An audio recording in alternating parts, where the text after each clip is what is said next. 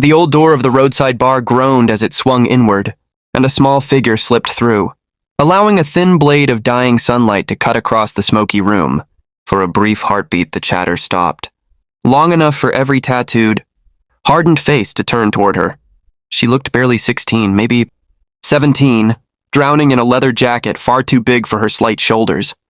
Mud clung to her worn sneakers, her jeans were ripped, and her hair was pulled back in a loose, messy ponytail. She paused at the threshold, fingers gripping the edges of her jacket as if it were a shield, while the men around her stared with a mix of confusion, amusement, and then rising laughter. At first it wasn't cruel, just the disbelief that sweeps through a room when something feels out of place. But soon the laughter grew louder, a few mocking shouts bouncing off the walls.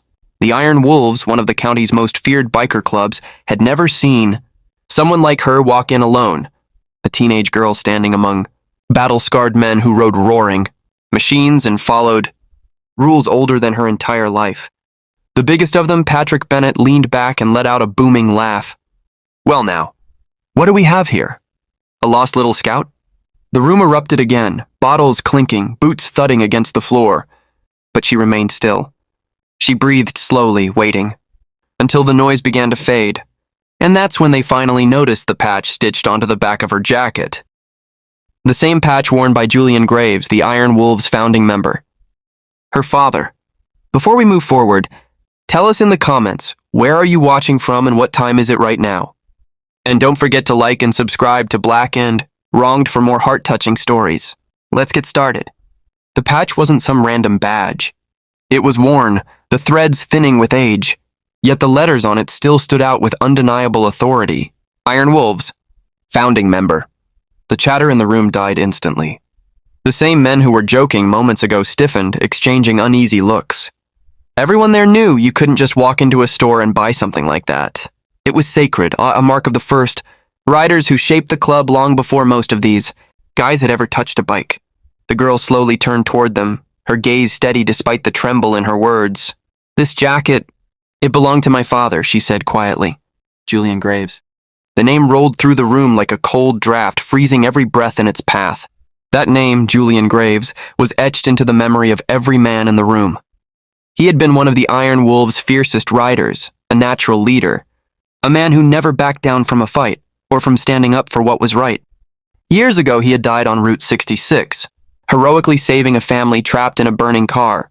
Since the funeral, no one had seen his daughter. And now, there she was, stepping into the room wearing his old jacket. Her name was Diane, and she hadn't come to reminisce. She needed help. Her mother's health was declining, the bills were stacking up, and nobody in town seemed willing to offer a hand. I didn't know where else to go, she whispered.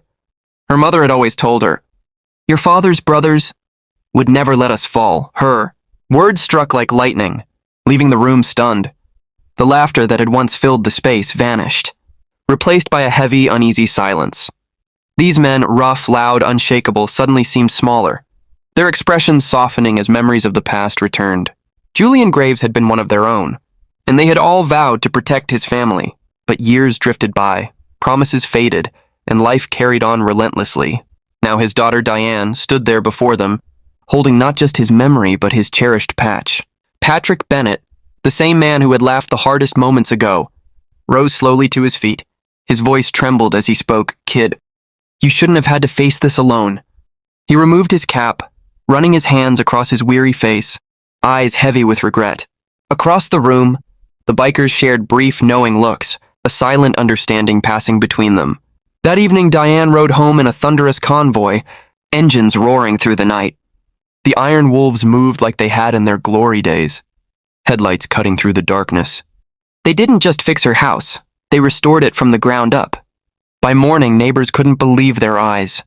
Patrick Bennett and a dozen riders were painting walls, mending fences, and carrying groceries inside.